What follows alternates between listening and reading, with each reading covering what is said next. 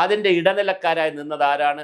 ഇങ്ങനെ വലിയ തോതിലാണ് അന്വേഷണം വേണ്ടി വരുന്നത്. അപ്പോഴാണ് ഉണ്ണികൃഷ്ണൻ പോറ്റിയെയും കൊണ്ട് SIT ടീം പിന്നെ സ്മാർട്ട് ക്രിയേഷനിൽ ചെന്നൈയിലേക്ക് പോകാൻ തയ്യാറെടുക്കുന്നത്. അപ്പോൾ ചെന്നൈയിൽ പോയി കഴിഞ്ഞാൽ ആ സ്മാർട്ട് ക്രിയേഷൻ്റെ ആളുകളെയും പിന്നെ അവരുമായിട്ടുള്ള തെളിവെടുപ്പ് കഴിഞ്ഞ് പിന്നെ നാഗേഷിൻ്റെ കാര്യങ്ങളുണ്ട്. അതുപോലെ തന്നെ ഒരു പിന്നെ ഇതാണ് വേറൊരു പിന്നെ 1-2 ആളുകൾ പിന്നെ ഹൈദരാബാദുമായി ബന്ധപ്പെടുത്തിയിട്ടുണ്ട്. അതുപോലെ തന്നെ പിന്നെ കർണാടകമായി ബന്ധപ്പെടുത്തിയിട്ടുള്ള ആളുകളുണ്ട്. കർണാടകയിലെ ശ്രീരാം പിന്നെ അയ്യപ്പ ക്ഷേത്രവുമായി ബന്ധപ്പെടുത്തിയിട്ടുള്ള ആളുകളുണ്ട്. ഒരു കൽപ്പേഷുണ്ട്, ഇതിനിടയിൽ ഒരു കൽപ്പേഷുണ്ട്. അപ്പോൾ ഇങ്ങനെ ഒത്തിരി ആളുകളെയും ഇനി കണ്ടെത്താനുണ്ട്. അതുപോലെ തന്നെ സ്ഥലങ്ങൾ കണ്ടെത്തണം. എവിടെയൊക്കെയാണ് സ്വർണം കൊടുത്തത്, എവിടെ കൊണ്ടുപോയാണ് ഇത് ഉരുക്കിയത്, സ്മാർട്ട് ക്രിയേഷനിലാണോ അതോ അതിൻ്റെ തന്നെ ഒരു ഉപസംഘടനയായ അല്ലെങ്കിൽ ഒരു സ്ഥാപനമായ ഹൈദരാബാദിലുള്ളൊരു സ്ഥാപനമാണോ? ഹൈദരാബാദിൽ നിന്നൊരു എക്സ്പേർട്ടിനെ വിളിച്ചിരിക്കുന്നു. അപ്പോൾ ആ എക്സ്പേർട്ടിനെ കൊണ്ടാണ് ഇതൊക്കെ ചെയ്യിച്ചിരിക്കുന്നത്. ഉരുക്കിയെടുത്ത സ്വർണം എവിടെ കൊടുത്തു, അത് ദേവസ്വം ബോർഡിലെ ആർക്കൊക്കെ കിട്ടി, ഇനി അത് പുറത്തെവിടെയൊക്കെ വിറ്റ് കാശുണ്ടാക്കി, അങ്ങനെ കാശുണ്ടാക്കുന്നതിന് ഇടനിലക്കാരായി നിന്നത് ആരൊക്കെ?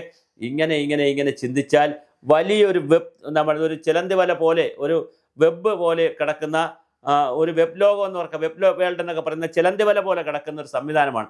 തൊട്ട് ഇങ്ങനെ ഓരോരുത്തരായി വന്ന് ദേവസ്വം ബോർഡ് മന്ത്രിമാർ, പ്രസിഡന്റുമാർ, അതുപോലെ തന്നെ അഡ്മിനിസ്ട്രേറ്റീവ് ഓഫീസർമാർ, വിജിലൻസ് കമ്മീഷണർമാർ, ദേവസ്വം ബോർഡ് പിന്നെ തിരുവാഭരണ വിജിലൻസ് കമ്മീഷണർ, ഇങ്ങനെ തുടങ്ങി ഒരു വലിയ ശൃംഖല തന്നെ. പിന്നെ അഡ്മിനിസ്ട്രേറ്റീവ് ഓഫീസർമാർ, ഉണ്ണികൃഷ്ണൻ പോറ്റി, ഇനി മറ്റ് പോറ്റിമാരെ കാര്യവും നമുക്കറിയത്തില്ല. ഇതിനിടയിലാണ് തന്ത്രിയുടെ ഒരു ലെറ്റർ ഇപ്പോൾ സോഷ്യൽ മീഡിയയിലൊക്കെ കറങ്ങുന്നുണ്ട്. തന്ത്രി ഞാനൊന്നും അറിഞ്ഞില്ലേ രാമനാരായണൻ എന്ന് തന്ത്രി പറയുമ്പോഴും പിന്നെ രാജീവ് കണ്ഠരർ പറയുമ്പോഴും അദ്ദേഹം ഒരു കത്ത് കൊടുത്തിരിക്കുന്നു. ആ കത്ത് ഇപ്പോൾ പുറത്ത് വന്നിട്ടുണ്ട്.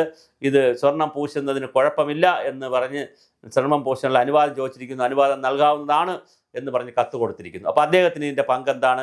അദ്ദേഹം പരിശോധിക്കാതെയാണോ കത്ത് കൊടുത്തത്? അതൊരു വളരെ പ്രധാനപ്പെട്ട ചോദ്യമാണ്. അങ്ങനെ അവിടെ പോയി ലൊക്കേഷൻ കണ്ട് സ്ഥലം കണ്ട് അത് ചെമ്പ് തെളിഞ്ഞിട്ടുണ്ടോ എന്ന് മനസ്സിലാക്കാതെയാണോ ഈ കത്ത് കൊടുത്തത് എന്നുള്ളതും വളരെ പ്രധാനപ്പെട്ട ചോദ്യമാണ്. അപ്പോൾ ഇങ്ങനെ തന്ത്രിയുടെ വാജിവാഹിനി വീട്ടിൽ കൊണ്ടുവച്ചതിൻ്റെ കാര്യങ്ങളുണ്ട്. അതിപ്പോൾ തിരിച്ചു കൊടുക്കുമെന്ന് പറയുന്നു. അപ്പോൾ അതിൻ്റെ പ്രശ്നങ്ങളുണ്ട്. ചുരുക്കത്തിൽ വളരെ ഗുരുതരമായ പ്രതിസന്ധികളിലേക്കാണ്, അല്ലെങ്കിൽ കൂടുതൽ കോംപ്ലിക്കേഷനിലാണ്, സങ്കീർണതകളിലേക്കാണ് ഓരോ ദിവസവും ശബരിമല വിഷയം പോയിക്കൊണ്ടിരിക്കുന്നത്.